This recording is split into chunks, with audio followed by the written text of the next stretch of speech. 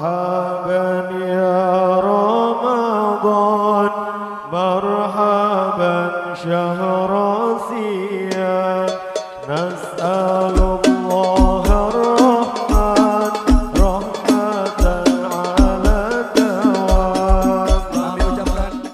Assalamualaikum warahmatullahi wabarakatuh. Alhamdulillahirabbil alamin. Wassalatu wassalamu ala asyrafil anbiya'i wal mursalin wa ala alihi washabihi ajmain.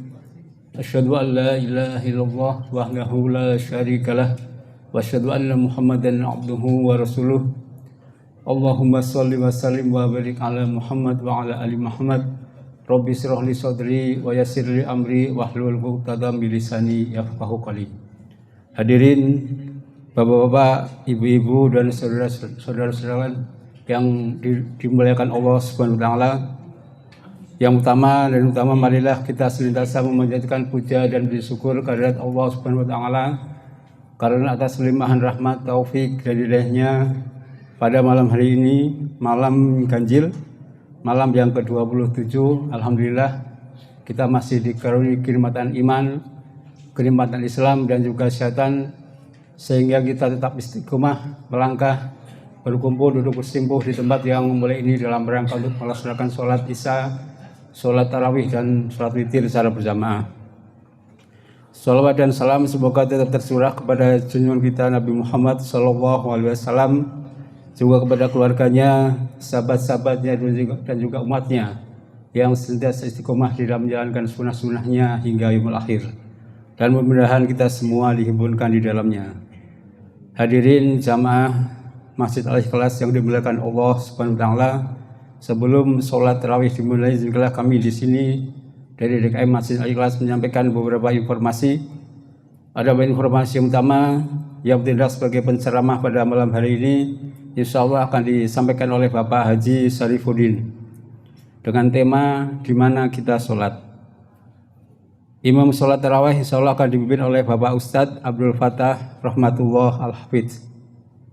Dan selanjutnya kami dari Panitia JIS Zakat Infak Sodakoh sudah membuka untuk bapak-bapak, ibu-ibu yang akan membayar zakat, infak dan sodakoh. Insya Allah sudah disediakan tempatnya di Serambi Masjid Al-Ikhlas.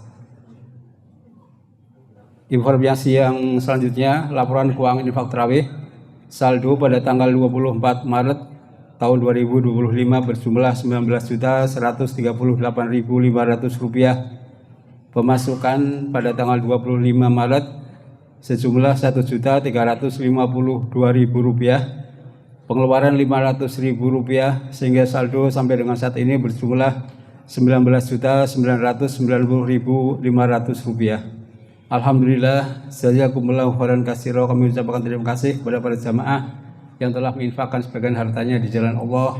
Mudah-mudahan Allah terima dan Allah lipat gandakan pahalanya. Amin ya rabbal alamin. Kiranya demikian saja informasi yang bisa kami sampaikan. Kurang dalamnya kami mohon maaf. Wabillahi taufik wal hidayah. Wassalamualaikum warahmatullahi wabarakatuh. Waalaikumsalam. Kepada Bapak Haji Syarifuddin, kami silakan. Bismillah. Assalamualaikum warahmatullahi wabarakatuh. Alhamdulillah. Alhamdulillah.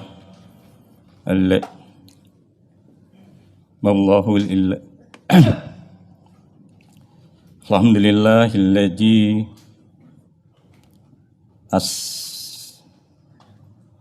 Alhamdulillah wa la ilaha illallah, Allahu akbar. Asyhadu an la ilaha illallah, asyhadu anna Muhammadar Rasulullah. Allahumma sholli ala Muhammad wa ala ali Muhammad. Bapak, Ibu sekalian, jamaah salat Isya, tarawih dan witir. Marilah kita senantiasa mengagungkan rasa terima kasih kita kepada Allah Subhanahu wa taala yang telah melimpahkan kepada kita demikian banyak nikmat.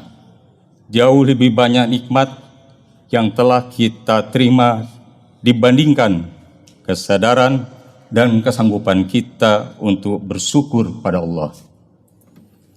Dan marilah kita sekalian untuk senantiasa berdoa kepada Allah Subhanahu wa taala agar dia melimpahkan setinggi-tingginya penghargaan dan penghormatan melalui ucapan salawat dan salam kita kepada manusia pilihan yang mengajarkan kita hakikat iman dan Islam, yaitu imanul mustaqim, pemimpin orang-orang yang bertakwa, dan qaidil mujahidin, panglima para mujahid yang sebenar-benarnya, yaitu Nabi Allah Muhammad sallallahu alaihi wasallam berserta keluarganya, para sahabatnya, para pengikutnya yang senantiasa hingga di akhir zaman. Dan kita berdoa kepada Allah Subhanahu wa taala, semua kita yang hadir di tempat yang baik ini, di Masjid Al-Ikhlas ini, dipandang oleh Allah Subhanahu wa taala layak dihimpun bersama mereka dalam kafilah panjang dan penuh berkah. Pada malam ini saya dapat giliran untuk memberikan satu kultum yang judulnya adalah Di Mana Kami Sholat. Pas tahun ini adalah 41 tahun kurang lebih Masjid Al-Ikhlas yang ke-41 tahun. Suatu pertanyaan dari para sahabat muslim di lingkungan Nyur Melambai 3. Di mana kami sholat? Menjelang datangnya bulan suci Ramadan 1404 Hijriah, bertepatan 1 Juni 1984. Terhadap pertanyaan tersebut, marilah kita sholat tarawih dari rumah ke rumah secara bergiliran, maka dilakukanlah sholat dari rumah ke rumah. Karena kita belum ada Masjid Al-Ikhlas, baru kita rencanakan. Sekalian silaturahim dengan warga Nyur Melambai 3 sejak menempati rumah di perumahan ini. Dalam silaturahim tercetuslah suatu ide yang kita menginginkan, warga waktu itu menginginkan punya sarana ibadah. Dan proses waktu terbentuklah pengajian ibu-ibu yang dilakukan dari rumah ke rumah juga. Dan untuk diketahui bahwa ketua Masjid Talim Ibu-ibu yang pertama adalah Ibu Yurna Khatib, yaitu beralamat Blok II nomor 44, istri dari Bapak Muhammad Farid. Mengenai lahan kosong yang berada di Jalan Janur Kuning, setelah berapa waktu lamanya, sampai 1-2 tahun, para warga menempati perumahan KPR BTN Nyur Melambai 3. Dan setelah berapa kali para warga melaksanakan sholat Idul Fitri dan Idul Adha di lapangan terbuka, dan sholat tarawih dilaksanakan dari rumah ke rumah sejak tahun 1984 sampai dengan 1985. Dan perlu diketahui bahwa warga Nyur Melambai 3 yang beragama Islam kurang lebih 90% pada waktu itu. Dari 250 kepala keluarga dari Blok KK, JJ, II, HH, MM, dan LL yang ada di seberang kali.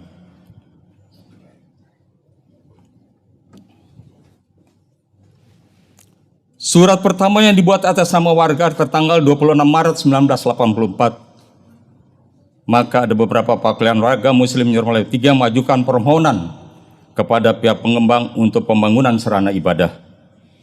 Sedang lokasinya yang kemudian menjadi pilihan para warga adalah tanah kosong yang terlantar di samping STM Cikini sebelah utara, di tempat mana saat itu terdapat dekat bangunan rumah pompa air untuk warga Nyur Melambai 3, yaitu tempatnya lah di sini sekarang ini. Permohonan para warga Nyur Melambai 3 belum ada tanggapan sama sekali, yang disusulkan lagi dengan surat permohonan yang pertama. Permohonan ini mendapat tanggapan dari pengembang, yaitu tanggal 2 Mei 1984. Nah ini contohnya, mungkin ini kertas sudah coklat, udah 40 tahun.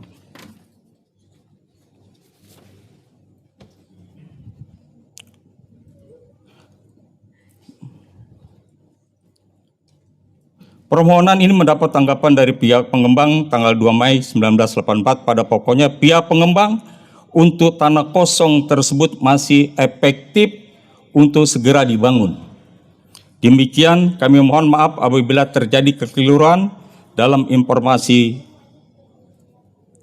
kami terdahulu.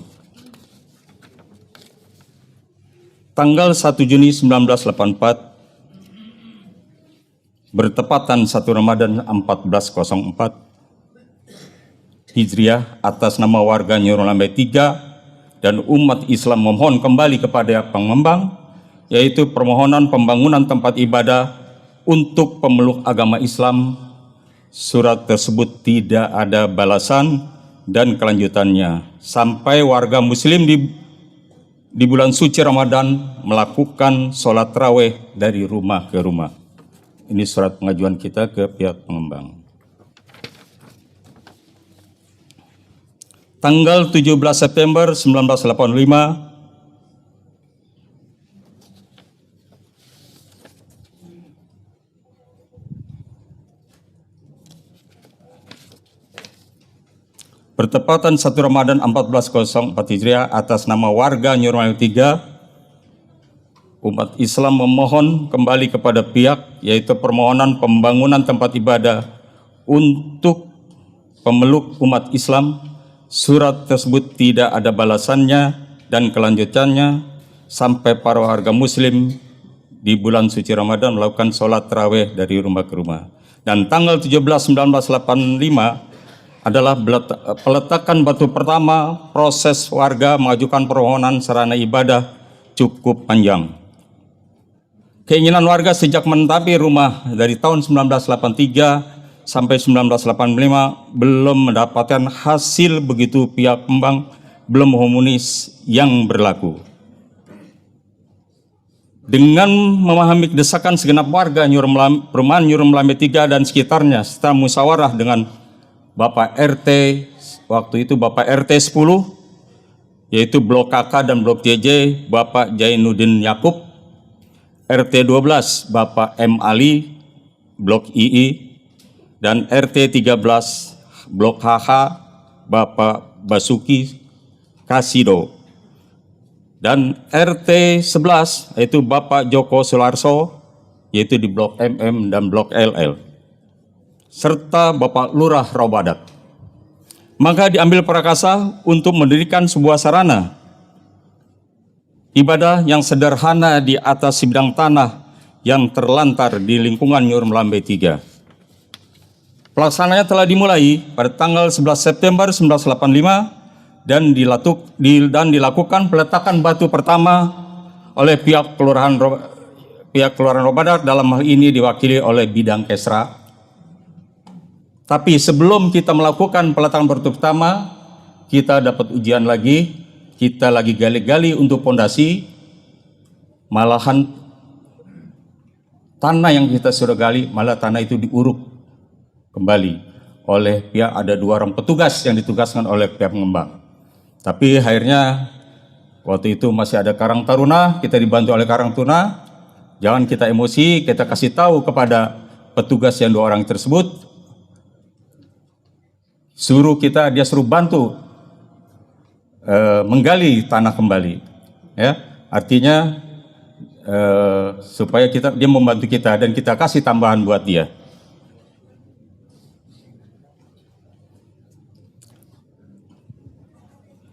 Tanggal 5 Oktober 1985, atas nama warga menyurati Bapak Lurah Supardi selaku Lurah Robadak untuk menjalankan pemberitahuan yang anggap perlu memanfaatkan tanah kosong yang berada di depan Blok KK untuk pembuatan tempat ibadah. Bahwa sampai saat ini kurang lebih 2 tahun warga mendapat KPR BTN Nyuruh Lambe tidak mempunyai sarana ibadah. Tidak ada keseriusan dari pengembang untuk memenuhi persyaratan minimal yang disyaratkan oleh pihak BTN. Untuk wilayah yang sehat dalam arti kata kita, sehat mental dan sehat spiritual. Bahwa warga telah melakukan sholat id di lapangan terbuka selama 2 tahun, yaitu sholat id Idul Fitri 2 kali, sholat Idul Adha 2 kali. dan pengajian dari rumah ke rumah, hal ini tidak mungkin terus-menerus. Pihak pengembang malah melantarkan dan tidak memanfaatkan sehingga fungsi tanah sia-sia, bahkan merusak lingkungan tanah tersebut menjadi gubangan yang tempat pembuangan sampah dan banyak nyamuk di lingkungan ini.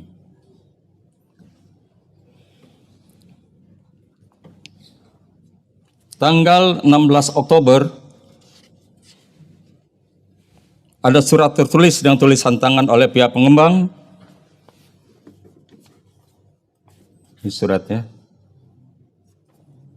Dengan tulisan tangan dari pengembang mengenai pembangunan tempat ibadah untuk dibicarakan. Dan tanggal 24 Oktober 1985, pihak pengembang mengajak musyawarah kepada warga Nyurung Lambe 3, yaitu RT, ketua RT masing-masing, dan untuk sementara tidak melanjutkan pembangunan tempat ibadah tersebut, dan malah tempat ibadah kita yang sudah peletakan batu pertama di kawat berduri sepanjang 200 meter dari ujung sana sampai ujung depan, setinggi 1 meter, sepanjang 200 meter.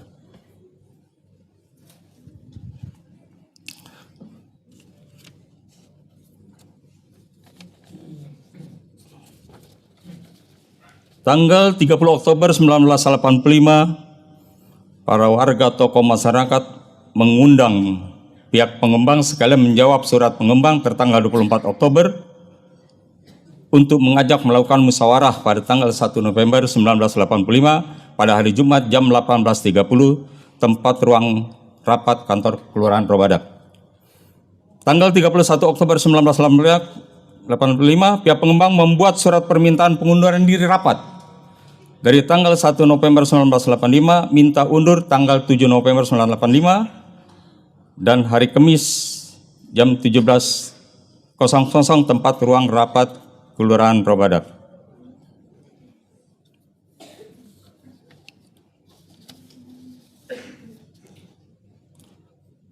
Sesuai persyaratan untuk rapat tanggal 7 November 1985, para warga dan tokoh masyarakat telah menunggu di ruang rapat kantor Kelurahan Robadak pada jam 17.30. Pihak pengembang belum hadir dan warga dan tokoh masyarakat pulang karena untuk melaksanakan sholat maghrib. Setelah selesai maghrib, para warga tokoh masyarakat datang lagi ke ruang rapat kantor Kelurahan Robadak pada jam 18.30 WIB. Ternyata pihak pengembang tidak ada di tempat, maka rapat tersebut tidak jadi dilaksanakan. Dengan tidak terjadinya rapat tersebut, sementara menunggu juga keputusan dari pengembang, sedangkan bangunan sesuai permintaan pengembang untuk sementara pembangunan dihentikan, warga tetap mengikuti keputusan dari pengembang.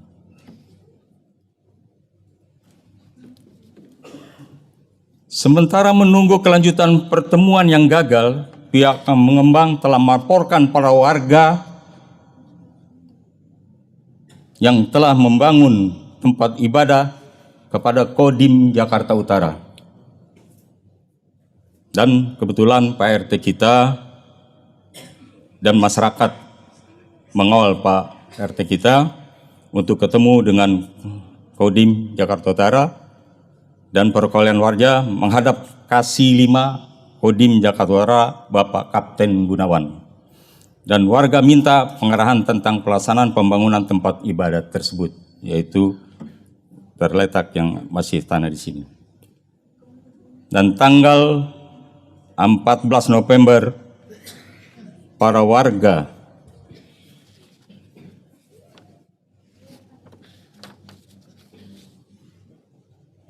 dilaporkan oleh pihak pengembang juga ke Dinas P2K Wali Kota Jakarta Utara, dan para warga bertemu dengan Bapak Soekardi bahwa bangunan ini mau disegel. Tapi warga menjelaskan bahwa bangunan tersebut adalah tempat ibadah atau musola. Atas saran dari beliau agar warga Nyurung Lambe 3 mengajukan permohonan kepada Wali Kota Jakarta Utara.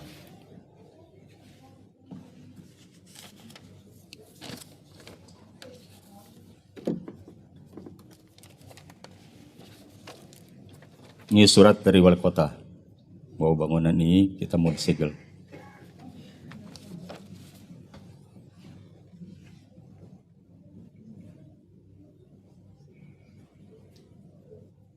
Bahwa bangunan ini mau disegel dan warga menjelaskan bahwa bangunan tersebut adalah tempat ibadah atau musola.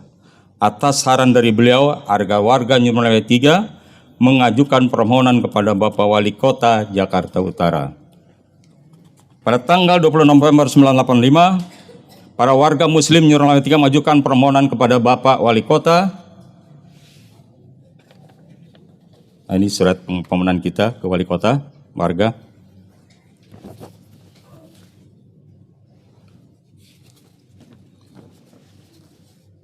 Perihal pembangunan tempat ibadah dan informasi yang diterima oleh Bapak Berti Palit, pegawai Dinas Tata Kota Jakarta Utara, mengenai izin bangunan tempat ibadah pada prinsipnya Bapak Wali Kota menyetujui diminta warga Nyur Melambe 3 untuk meneruskan kelengkapan pembangunan tempat ibadah.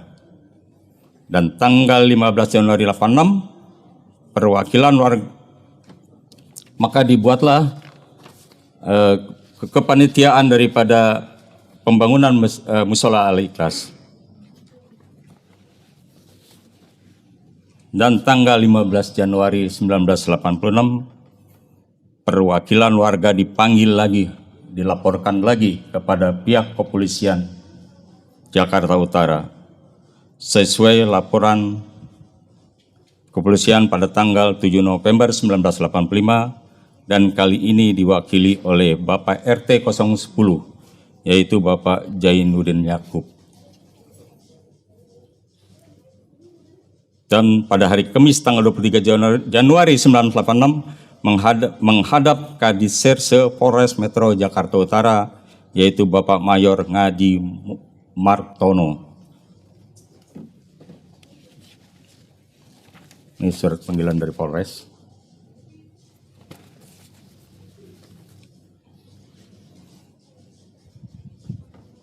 Pada tanggal 17 Januari 1986, panitia pembangunan musola Al-Ikhlas mengundang para tokoh masyarakat bermaksud untuk melanjutkan pembangunan musola dan yang belum diselesaikan dan menetapkan nama musola menjadi musola Al-Ikhlas yang sekarang ini Bapak bisa rasakanlah, yang sekarang sudah jadi Masjid Al-Ikhlas.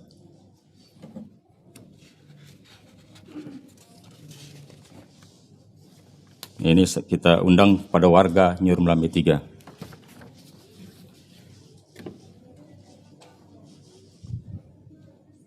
Sekalian membuat rencana anggaran biaya pembangunan, mencari anggaran dari para donatur, dermawan di lingkungan Nyur Melambe 3. Jadi saya tidak mengambil dari luar daripada Nyur Melambe 3 atau kotak-kotak yang ada di jalan.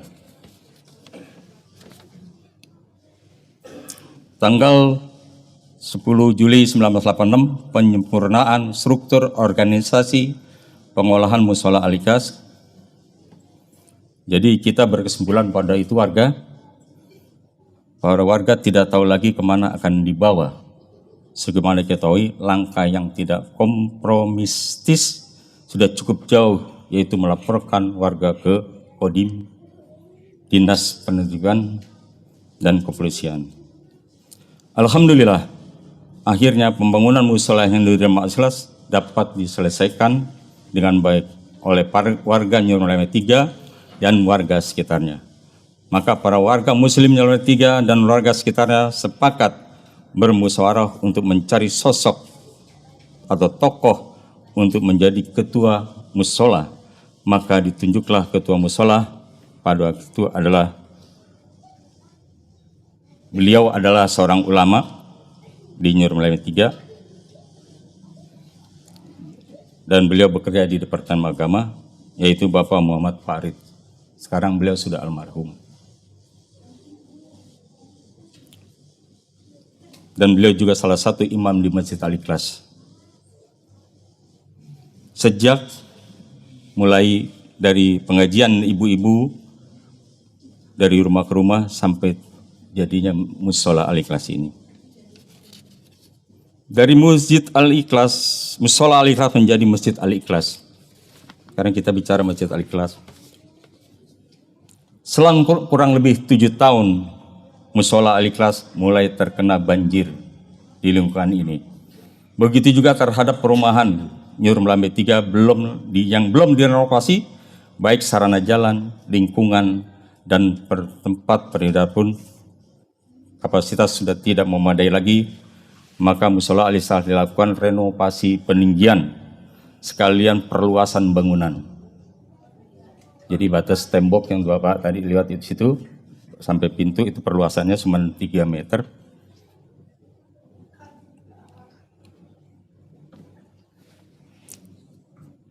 Sekalian perluasan bangunan dan perubahan status dari Musola Al-Ikhlas menjadi Masjid Al-Ikhlas. Jadi sudah bisa untuk dilakukan pada salat Jumat. Itu aja suatu kronologis dari tanah kosong dibangun menjadi bangunan Masjid Al-Ikhlas. Awal daripada di mana kami sholat dari warga Nyur Melambe 3. Karena waktu itu akses jalan untuk ke arah timur maupun arah selatan tidak ada akses jalan. Jembatan belum jadi. Oke, itu aja saya dapat yang kami sampaikan. Yang demikianlah yang bisa kami sampaikan. Untuk itu saya mengingatkan diri saya lebih dari orang lain, betulkan saya jika saya salah. Sesungguh yang baik dan benar dari Allah, dan buruk itu berlaku dengan seizinnya. Tapi di atas kelemahan diri saya sendiri, doakan agar kita sama-sama mendapatkan maghfirah baik di dunia maupun di akhirat. Subhanaka Allahumma wa bihamdika asyhadu alla ilaha illa anta astaghfiruka wa atubu ilaik. Assalamualaikum warahmatullahi wabarakatuh.